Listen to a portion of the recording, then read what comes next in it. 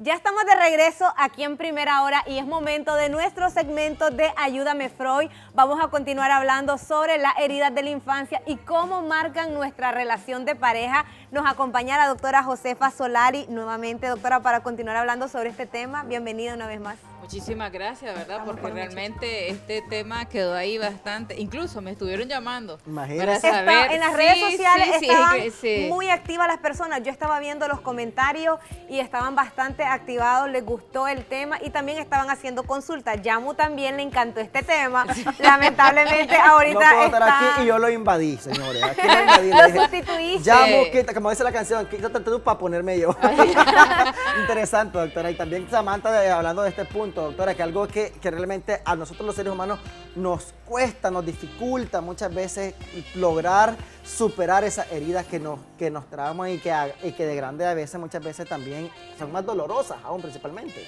Sí, pero tal vez un poco para las personas que quizás hasta hoy nos están viendo, para que sepan a qué nos referimos.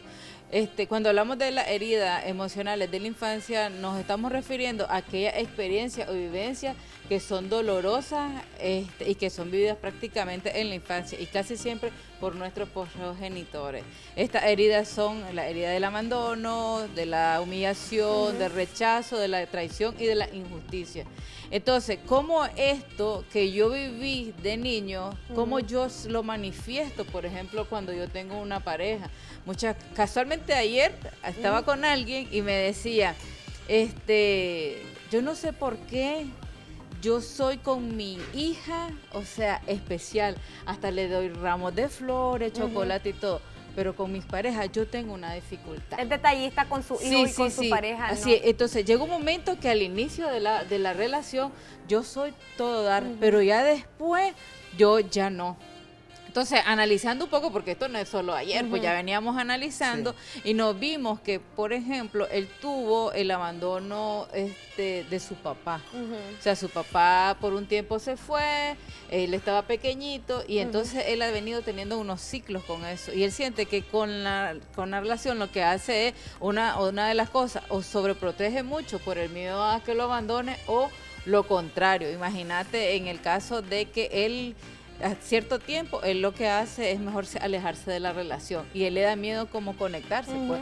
Ayer, entonces me dice él, pero ¿ahora qué hago? Por ejemplo, involucrarse afectivamente con alguien, enamorarse, ¿le da como miedo? Sí, le da como miedo. Entonces, y una de las demandas, porque lo importante también es hablarlo, o sea, ¿qué es lo que está pasando? Porque los comportamientos son importantes.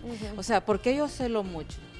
¿Por qué yo tengo que hacer todo, o sea, para que mi pareja esté maravillada y sea lo mejor? O sea, ¿por qué? Porque yo tengo miedo también. Creo que todo tiene que haber un equilibrio. ¿Se han fijado la palabra? Creo que lo volvemos a decir. Qué intenso que sos, qué intensa que sos. ¿Por qué? Porque, o sea, damos demasiado a aquella persona, pero por miedo. Por eso es importante, creo yo, identificar, o sea, ¿por qué yo estoy teniendo este patrón y cómo influye? Porque una persona muy intensa también ahoga la relación. Ahoga la relación y eso no es bueno, pues. Lo otro que también, por ejemplo, la persona que es dependiente emocional, o sea, estoy controlándolo, porque una persona dependiente emocional siente que ella no puede vivir sin esa persona. Y a mí algo que me gustó, la vez pasada lo estuvimos viendo, por ejemplo, hay un libro que se llama Las mujeres que aman demasiado. O sea, son aquellas mujeres que viven justificando, y también para los hombres, no solamente para las mujeres, pero da la casualidad que estas características generalmente tienen que ver mucho con la herida. O sea, yo incluso si él toma, yo voy a la venta o voy al súper, donde sea, a buscarle su bebida. Su bebida para que él no salga porque yo lo necesito ahí. O si yo le tengo que lustrar los zapatos, pues yo le voy a lustrar los zapatos para que no vaya. O sea, para que él sienta que me necesita, ¿ya entiendes? Imagínate, pues, hasta en eso nosotros caemos y que no es bueno, pues. Pero ¿qué tan, doctora, qué tan negativo es ese tipo de mujeres que, bueno, a veces les llamamos que son como que muy dedicadas, las que ilustran los zapatos para que vayan nítidos, íntegros y tal vez van a algo no bueno, por no decir a visitar a otra persona? No es laboral ni familiar, van más de party. Nada laboral, nada laboral. ¿Qué tan negativo es ese punto? O sea, llegar a ese extremo de ser tan dedicada o tan entregada en el hogar. Conocemos casos Claro, casos de los casos. extremos no son buenos porque realmente, o sea, vos estás buscando una pareja, una relación para sentirte bien, para, digamos así, complementarse, pero desde mi individualidad también yo tener hasta la parte digna. Pues yo he conocido casos de señoras que decían, yo entalcaba a mi esposo, Sí. yo le limpiaba los pies y lo entalcaba, sus calzoncillos, su esto, su el otro, ahí. Y él era un infiel, Y pero le nunca lo lustran los dejaba zapatos, yo he tampoco. visto esa Así parte de es. que le ¿Entiendes? lustran los Entonces, ¿qué es lo zapatos. O que le ponían pasa? los También calcetines. tus heridas también laceran tu autoestima. Y entonces vos no tenés límite ni con la pareja porque vos tenés miedo de aquel abandono, porque vos viviste esa necesidad afectiva que tal vez tus padres no te dieron. Doctora, y tiene que ver mucho eso con el patriarcado también en el aspecto tanto machista como un poco de feminidad también en el punto. Y lo otro, el entorno cultural, porque lo vuelven pues, deja una mala praxis en la sociedad, pero lo vuelven tan cultural y tan común que eso lo viene comportando. La abuela lo hacía, entonces vos tenés que hacerlo la hija, la mamá lo hacía, entonces la mamá le hace hincapié a la hija y así sucesivamente, es un patrón. Sí, si vos te fijas también, vos hablas ahora con señoras, y aunque tengan al esposo al lado, o sea, viven incluso inconformes y muchas veces viven con resentimiento y con rencor hacia su pareja, aunque hayan estado por vida. ¿Por qué? Porque, o sea, una de las cosas es que aprendieron y como decís vos, son patrones que se aprenden y que son heridas que se transmiten, son transgeneracional, pues realmente. Claro. Por eso es bueno romper ese ciclo, esos patrones, y porque la verdad no se puede seguir como repitiendo. Por ejemplo, a ver, la mujer, yo conozco, incluso ayer una mujer en el Facebook le decía a otra, ¿sabes? Mira, es para la fulana, para que aprenda a cocinar. Entonces está el meme donde está una muchacha, no era un meme, era un video, que ella no podía hacer tortilla. Entonces ella no era la novia o la esposa adecuada porque no podía hacer tortilla, porque no era mujer, eso no te hace mujer. Y son cosas que nosotros incluso muchas veces en la familia lo tenemos ahí incrustado. Es cierto. Realmente, o sea, que si no sabes, no vas a ser buena mujer. Entonces también son cosas que se aprenden y que muchas veces, ¿qué es lo que hace? Son heridas, porque imagínate que tu mamá te diga desde chiquita, ¿cómo vos tenés que prepararte? Si no, no servís para nada. Eso es una humillación que te dice. Y una herida que ya es desde pequeña. Entonces, ¿qué necesitas vos? Que tenés que hacer la mujer perfecta, como dice Freud, ¿verdad? Que me construyó sí, mamá.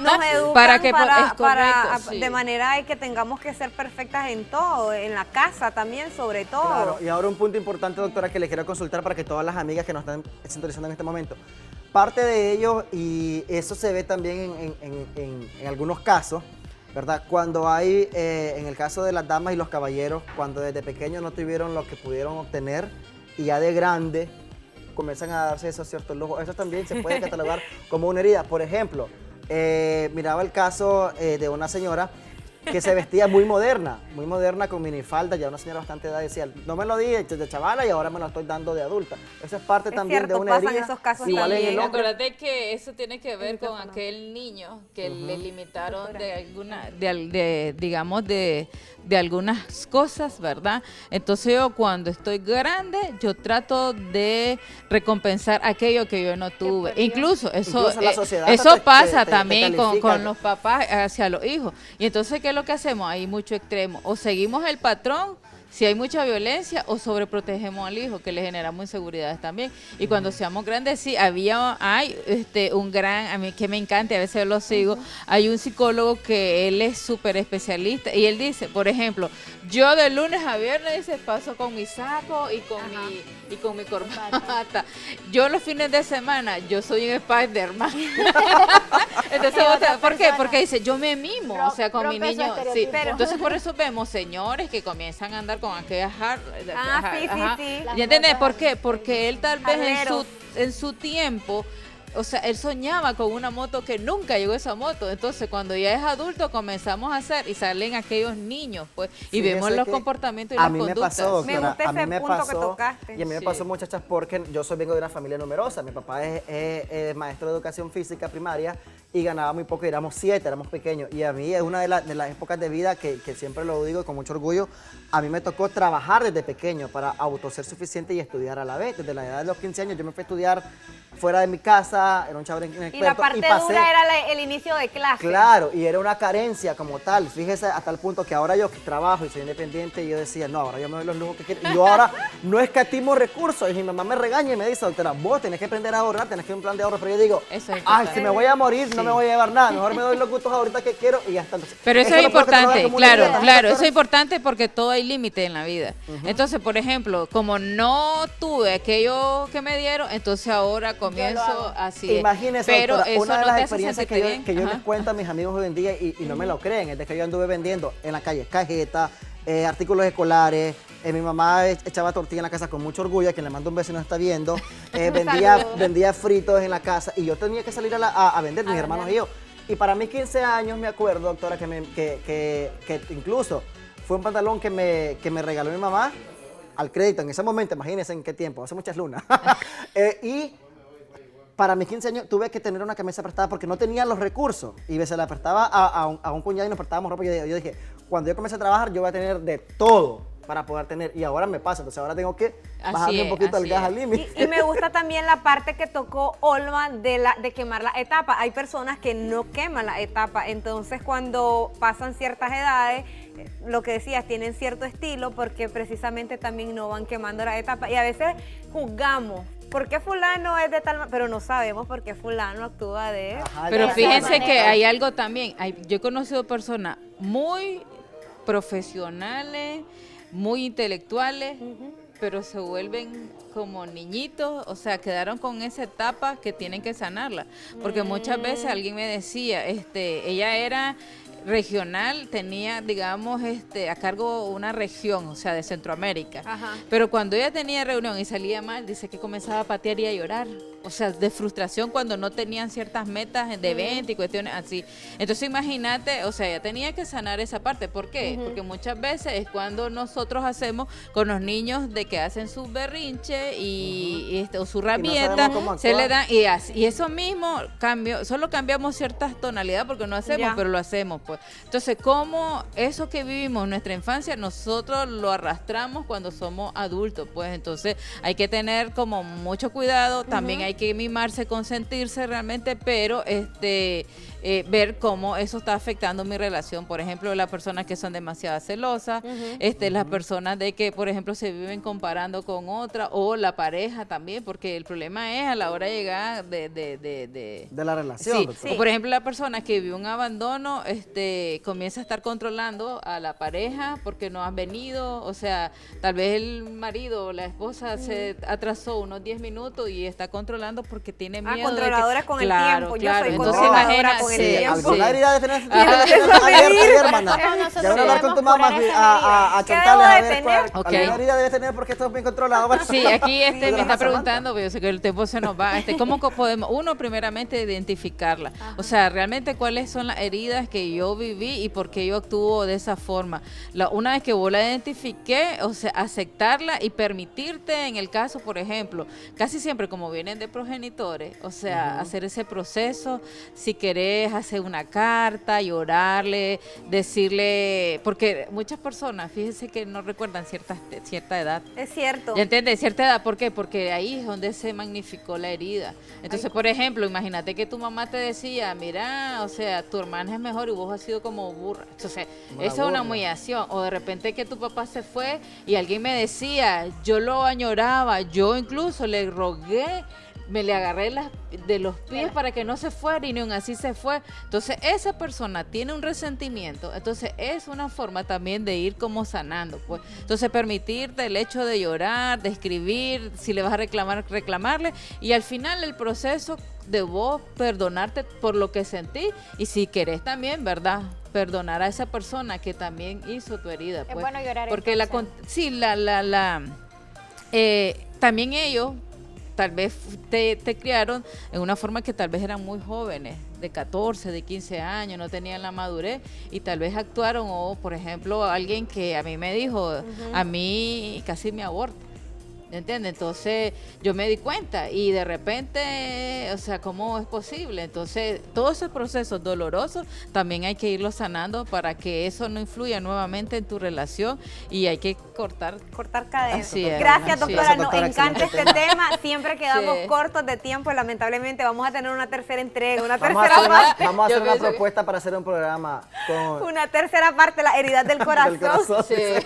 Impresionante, señores. Tus qué números de bonito. contacto y Bueno, cómo aparecen en las redes Sí, sociales. el 888-41-350 en el Facebook como Solaris Psicóloga, igual también en Instagram y en TikTok. Muchas gracias. Sí. De esta Doctora. manera, nosotros vamos a finalizar por aquí y nos vamos a trasladar al otro lado del estudio con los muchachos. Yamu, que está listo con la doctora Indira Pérez. Adelante, muchachos.